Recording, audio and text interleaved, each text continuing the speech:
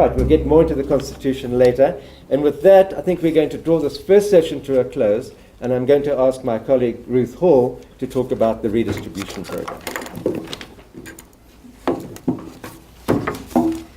Thanks so much, Ben. What a powerful presentation, isn't it? And in talking about redistribution, I would like to start with a little bit of this history, which is that I think that as South Africans, we have actually been quite unclear about what the purpose of redistribution is and who it should be for. And this has a long history. The ANC itself, from its founding, was quite unclear whether it wanted a radical redistribution of land or, in fact, a somewhat more elite program of just allowing an open market for land. And I think that we haven't been very clear on this. I have to just suggest one idea, which is, I think, very topical, which is that Zola Skweyiya headed the Constitutional Committee in the early 1990s and made a lot of important statements about his vision for land reform. And of course, right now, people are writing about what is his legacy. Perhaps we should be looking at that. He was also head of the Department of Economic Planning in the transition period. Let's talk about redistribution. A lot of the debate around land reform centers on this idea that if only we could redistribute 30% of white-owned commercial farmland, somehow that would be a great achievement. The 30% was actually quite an arbitrary figure that was derived from a World Bank estimate of how much it would cost and whether or not 30% would be affordable within the first 5 years of democracy, in other words, between 1994 and 1999. In many ways, our redistribution program has been framed by the World Bank and the mission that it introduced within 1992 and 1993 within South Africa, where it said, on the one hand, what we should do is we should embark on agricultural deregulation. In other words, we should take away the forms of subsidy that had helped to create white capitalist agriculture over much of the 20th century. We should do away with that. They argued it's inefficient and we must do away with it. At the same time, they argued embark on a land reform process that will focus on black small-scale farmers who will then compete with the white capitalist agricultural sector. And this is effectively what we have been doing for the past 20 years. I think that the big questions are not just the question of how we get the land. In other words, the debate around whether or not there should be expropriation without compensation. But I think that two other very important questions are, who is this for? What is the class agenda of a land redistribution program? Are we focusing on poor people who should be getting land? Are we focusing on an emerging commercial farming class? And also, secondly, for what? What are people wanting land for?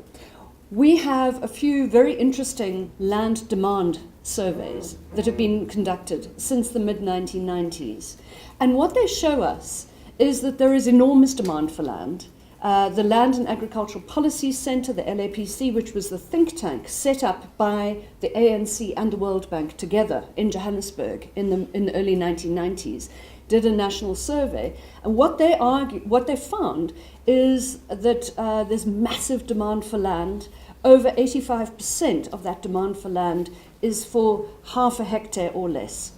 So a lot of people are wanting small holdings in rural areas, in peri-urban areas, and right within the cities. On the other hand, we've had a redistribution program that's been quite poorly mismatched with this nature of land demand.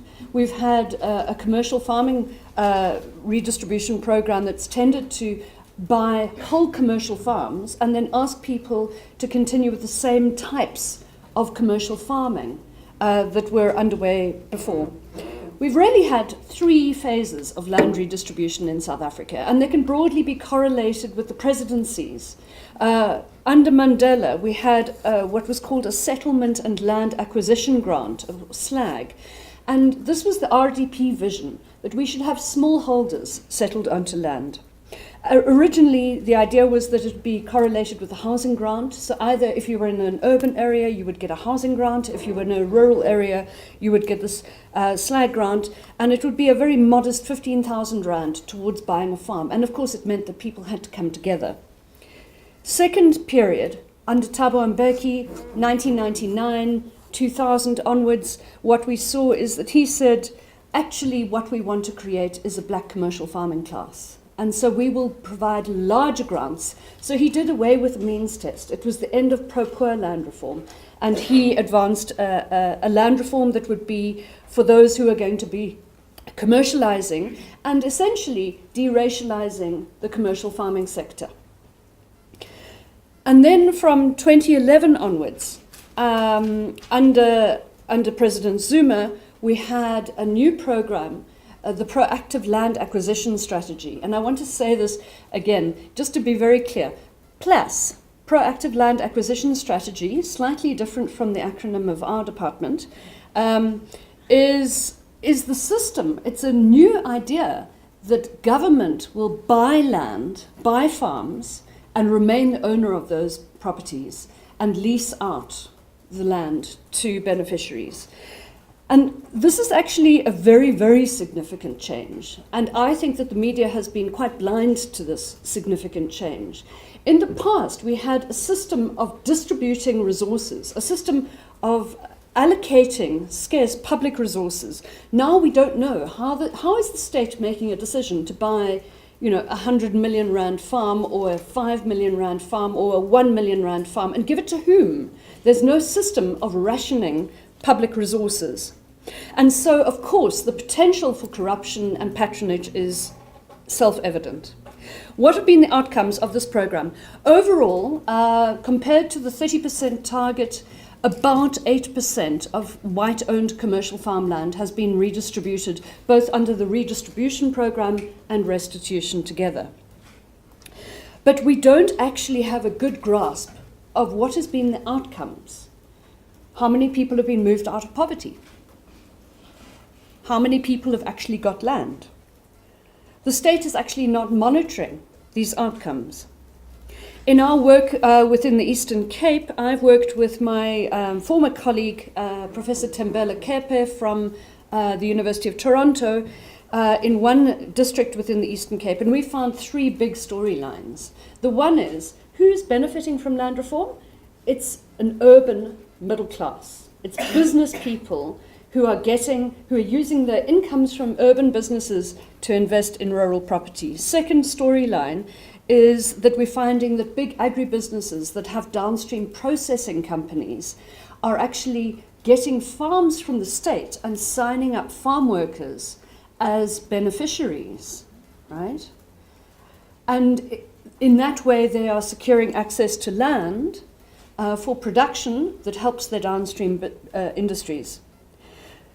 A third pattern that we're finding is that sometimes government is buying farms and they're not actually sure who they're buying the farms for. And at the moment that the state buys farms, farm workers lose their jobs. And so farm workers are putting up their hands and saying, well, why can't we become the owners of this land? Why can't we use it for our own purposes? So there are diverse patterns. And I think that this has been very, very weakly covered in the media, and more storylines, more case studies would be great. What are the big news stories on the horizon? I think that one is the 50-50 story. The state has said, the former minister, Gugile Nkwinti, has said that he wants to buy out 50% of farms and give that 50% shareholding to long-term farm workers. Well, is this a massive process of radical redistribution, or is it in fact bailing out white commercial farmers who will still retain their farms? I think that we need to look at some actual cases. There's also something called a one household, 1 hectare policy. We don't know how it's working. The department actually has not been able to give us a policy document. So there's a lot of unclarity around what is the policy direction. Also, there is a bill sitting within Parliament, which is the Regulation of Agricultural Landholdings Bill. And it proposes three things. One is that every owner of agricultural land must self-declare their nationality, race, and gender. Second point is that there must be ceilings on land holdings. The idea of whether or not should there be ceilings, should there be limits on how much land everyone can own, that's an open question. And thirdly, it proposes a ban on new foreign ownership of land. It's not retrospective, it's for the future. My own view is that banning foreign ownership is not likely to really have a major benefit for poor black South Africans. In fact, foreigners don't own a hell of a lot of agricultural land, and if you ban foreign purchases of land, we're likely to see a slightly dampened property market, largely to the benefit of South African capital rather than to poor people. There are big questions about the data. Who owns what within South Africa? Ben wrote a very useful article a few weeks ago on the state land audit, on the private land audit that was done by Agri South Africa. So they're both audits done by the state and by Agri South Africa. But the truth is, actually, we're sitting in a bit of a dark space. Nobody really knows exactly who owns what in South Africa. What are some of the big stories that we might tell about land redistribution in South Africa? I have a few. One is there needs to be a story about elite capture, which we think is rife within land redistribution. Who's actually profiting? And it's not just urban business people and black business.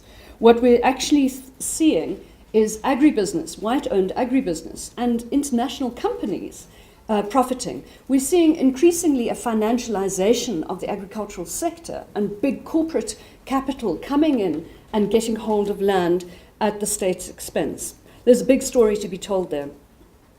A second question is about this leasehold model. Is it even working? Are people now getting leases? Do they have secure tenure? And are they able to invest? Are the banks interested in those leases? And are they able to access capital?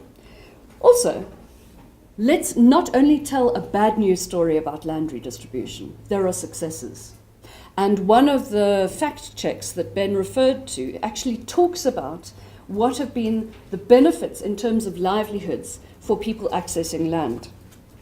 Our view is that there are actually, especially when you give land to people, that it's the right land, it's in the right situation, and you give them modest support, there's actually massive potential for benefits. And I think that this is important partly because of the moment that we're sitting in politically. Cyril Ramaphosa has promised a national study. He says he wants to have a land reform process that improves food security. We need to know how to do that. There are two very important legal processes underway to watch. One is one of the manners in which people have come together to hold land is through communal property associations. So if you as a group are needing to hold land together, hold and manage the land together, it's often through a legal entity called a communal property association. Now, there is an amendment bill currently before Parliament. We should look at this amendment bill. My view is that what it's trying to say is that actually groups of people coming together to hold property, they will not be the owners. So we need to understand, why is the state proposing that you will have the obligation to manage land, but you will not be the owner? So I think the question of whether or not the state is intending to transfer title or not is important. And the second important thing to look out for, and it builds on the high-level panel report, is the idea that, in fact, because Section 25(5) of the Constitution, the mandate that says the state must provide for equitable access to land, but in fact we haven't had a state that has provided for equitable access to land.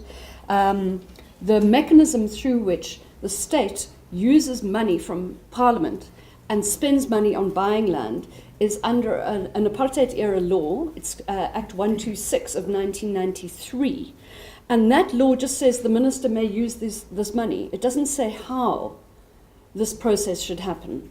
So our big question about Section 25(5) is the state, in fact, using its power to acquire and allocate land in a manner that actually provides for equitable access to land? Thanks, Ruth. The Regulation of Agricultural Landholdings Bill is coming, it's in Parliament now. It's proposing the ceiling. Will the ban on foreign ownership have any impact?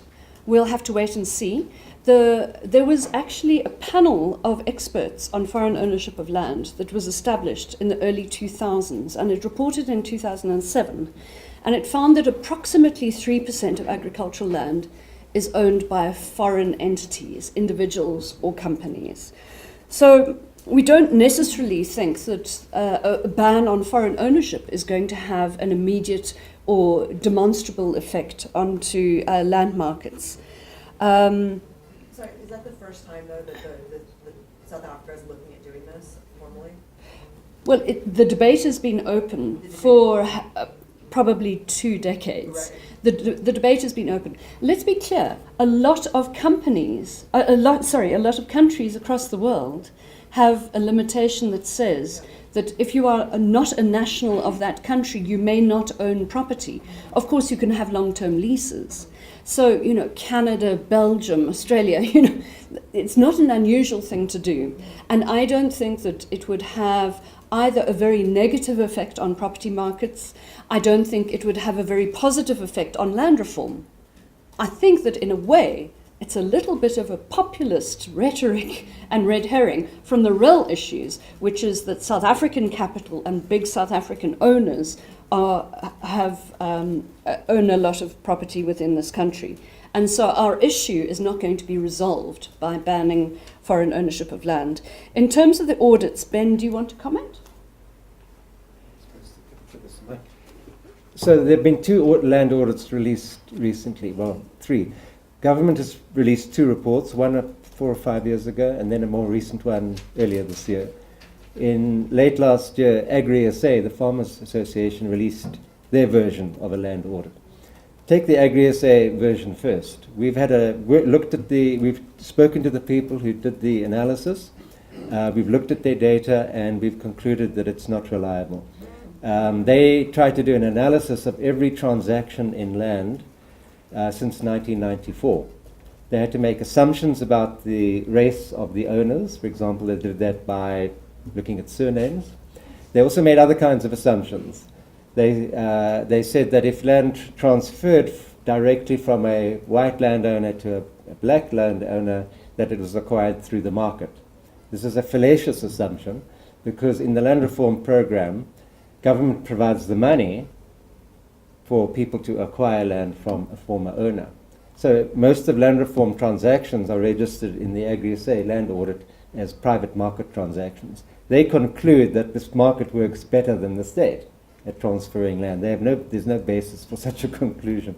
They also said that whenever an institution took ownership of land, like a CPA or a trust, this was a land reform transaction. So any transactions where the Ingonyama Trust in KwaZulu-Natal became the owner was said to be a land reform transaction. They are not land reform transactions. So Agri-SA data are, I think, completely unreliable.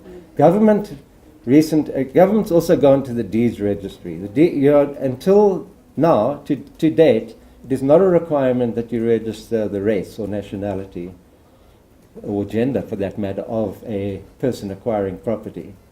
So the land audit reveals that in 61% of all rural land ownership, I think it's rural, the owners are institutions of one kind or another. They're companies, they're trusts, they also include a few communal property associations and so on. And there's no way to identify the race or nationality of 61% of landowners. The remaining 39%, 72% of those are white. So I think you need to look at this quite carefully if you're going to quote the audit. Obviously, the majority of the 61% owned by institutions will be white-owned. We know that actually land ownership in South Africa has not been transformed. But you have to be careful about exactly what conclusions you draw. The point of it, I think this whole land audits do not tell you all very much, in fact. The larger question is that government does not collect accurate data about how much land it has acquired and transferred, nor who is currently occupying that land, the numbers of people, nor what they are using it for. We have no monitoring and evaluation data on which to base policy. We are steering in the dark, and land audits by themselves do not help. So why did the state shift away from transferring title to having a state acquisition and leasehold model? This actually started in 2006. After the National Land Summit of 2005, in 2006 the state said, okay, one of our approaches will be, instead of waiting for there to be an agreement between a willing buyer and a willing seller, the state will go out there and buy land, okay? It'll be proactive. One of the reasons why this was embarked upon was that Thabo Mbeki's vision of a black commercial farming class had run into problems. And one of the major problems is that people had to take out massive loans in order to leverage enough money. So the Thabo Mbeki model said that you can get between 20 and 100,000 rand, depending on how much capital you're putting in. So the state, so people actually had to go to banks and buy and borrow in order to leverage state credit. And one of the problems that started to become evident after a few years was that black farmers were being repossessed, not only by the commercial banks, even by the land bank, the state-owned land bank. And so one of the reasons for Minister Nkwinti saying the state is not going to transfer, we're going to retain ownership, was to prevent that idea that people would be losing land again through the market.